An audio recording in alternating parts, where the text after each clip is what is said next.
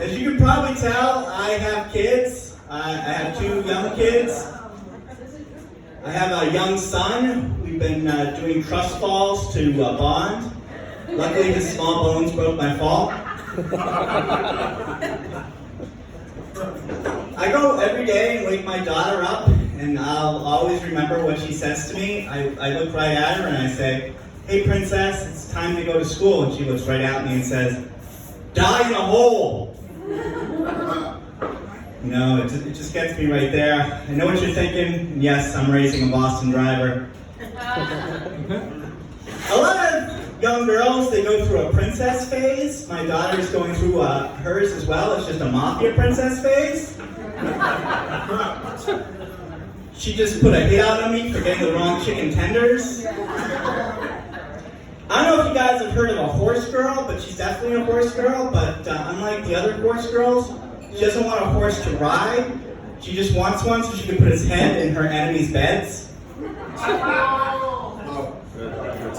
don't just have kids, I also work with kids. I work with middle school kids. Middle school kids are, they don't know how to give a compliment. Their version of a compliment is, "Hey, Mr. Newton, you're looking less fat today." That's their version of a compliment. I mean, I know I look like the Lorax, but they don't need to tell me that the other children say that. Sometimes sharing is not caring, no matter what they say. I know he lives in a sewer and murder is wrong, but sometimes I think Pennywise has the right idea. Probably shouldn't have said that to a room full of strangers. Middle school kids say crazy things when they're angry. I've been called the N-word multiple times. Now, I haven't been to 23andMe, but I have been to Portsmouth, New Hampshire, so I'm pretty sure I'm 100% white.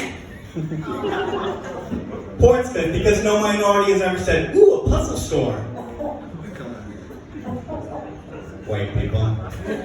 I've learned a lot working with kids. I've learned that there's two things that they hate: division and snitching.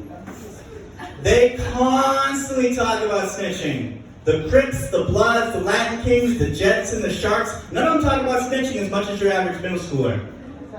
For those who don't know, the Jets and the Sharks are from West Side Story. As you can tell by his face, I know a lot about gang life. The two things that middle schoolers love the most is Fortnite and snitching. They love to snitch on each other, but they call it differently. They're like, "It's not snitching when I do it, it's snitching when you do it. It's not snitching when I do it, it's snitching when you do it." Which I don't think is fair. I think that shouldn't be allowed. It's like making out with a dude for 8 hours and then saying no homo. Should not be allowed. Middle school kids, they say a lot of crazy things to get out of doing their work. I had this one girl around Christmas time, and she was saying, "Am I a Grinch?" I'm like, "Get back to work. Am I a Grinch? Get back to work. Am I a Grinch? Get back to work." So I finally just looked at her and said, "No, I don't think you're a Grinch, because I don't believe an adorable dog would be your friend." And it got really quiet, just like the good people got quiet right now.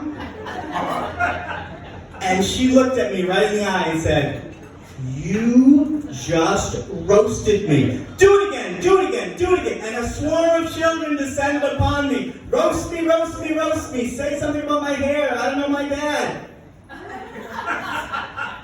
Middle school kids are crazy. I've been married for over 10 years. And my wife and I, to kind of keep things spiced up in the bedroom department, we do a little bit of role playing. Our most favorite one right now is the cocky quarterback and the demure cheerleader. And I know what you're thinking, but right now, I like a pretty awesome cheerleader. People are going to think about that later in a weird way, and I love it. I'm going to leave you with this really uplifting thought. My wife and I, we used to go to comedy shows in the before times. And there was a comedian on stage talking about getting divorced, and my wife clapped. Let me tell you, all the dishes were done that night. You guys have been an awesome audience.